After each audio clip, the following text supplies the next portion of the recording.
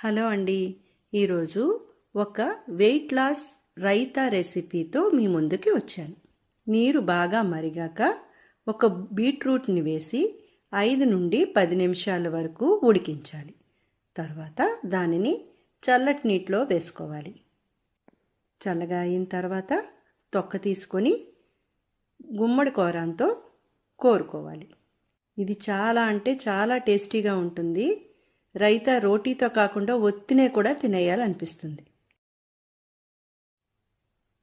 ఒక బౌల్లోకి పెరుగు తీసుకొని అందులో పచ్చిమిరపకాయలు, కొత్తిమీర, ఉప్పు, నల్లుప్పు, జీరా పొడి, కొద్దిగా చాట్ మసాలా వేసి కలుపుకోవాలి. మిరియాల పొడి కూడా వేసుకోవాలి. ఇప్పుడు ఈ బీట్రూట్ కూరను కూడా వేసి బాగా కలుపుకోవాలి. ఇలా అయినా తినచ్చు, లేకపోతే పోపు వేసుకోవచ్చు. కొద్దిగా ఆవాలు, జీలకర్ర, ఎండుమిరపకాయ, కరివేపాకు, ఇంగువ పోపు వేసి ఈ రైతాలో కలుపుకోవాలి. ఇది రోటీతో చాలా బాగుంటుంది. నేను ఇక్కడ రాగి రోటీ చేశాను. మీరు ఏ రోటీ అయినా చేసుకోవచ్చు. అందరూ ట్రై చేయండి. ఎలా వచ్చిందో నాకు చెప్పండి. Thank you.